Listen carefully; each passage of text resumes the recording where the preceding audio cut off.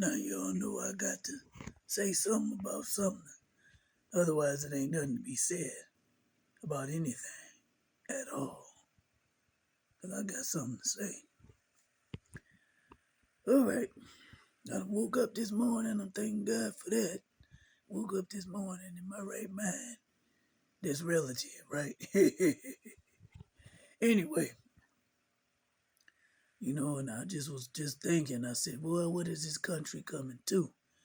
Because it's Memorial Day. You know what I'm saying? It's Memorial Day. We're supposed to celebrate, the veterans and the armed forces and, the military people and just veterans in general, just the ones that died, the ones that served, the ones that came before us, right? It's all kinds of parades and stuff going on. Y'all gonna barbecue like we normally do. Y'all gonna grill today. The weather it's been kind of ugly over these last few days, but you know what? You just make it do what it do, don't you? Especially here in the state of Michigan. I should have stayed my butt in Texas. Not that that would have made much difference, because their weather don't be weathering all the time either, but I guess it's more consistent than ours. Ours is like a roller coaster here. That's part of the reason I left the first time. That cold winter, boy, I tell you. Anyway, I just want to say, we celebrate Memorial Day. We sure can't celebrate the presidency, can't we? We can't. We looking kind of ugly around the world. I tell you that right now. I don't even want to say his name. But then he just get shot. There's some shooting going on in the vicinity of where he be at. Huh? What's going on? They were shooting at the White House. Didn't I hear that? See, I be trying so hard. Because I never get off the camera with something to say about something if I watch the news every day.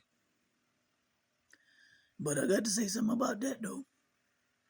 That man got more than 9 lives. I just want to let you know, Katz is jealous of our president. The man sitting in the seat, he got more lives than Katz. Okay? They say Katz got 9 lives. That's a lot of lives, but we ain't got but one. Carnally, we ain't got but one in the fleshy body, this vessel that we dwell in. But it's just a shell until you decide to rebel. But we ain't got but one. Oh, but not him. If this is the 3rd time there's been attempted shooting or shooting in the vicinity of where he at, man, you got news reporters ducking and hiding and taking cover. They trying to cover whatever they trying to cover the story. They ain't trying to get shot by a stray bullet either. But that's a testament to the type of president we got. Says a lot, speaks volumes. It also speaks volumes on people's aim. You don't know how to aim? Go back to the range and practice. Shoot. Go back to square one and come up with a more concrete plan of action as to how you gonna ambush them or something. Just throw a shoe at them. At least the gentleman that threw the shoe at Bush, you know what I'm saying? He just had to use his own reflexes. Had he not moved, he'd have been hit dead on, square on,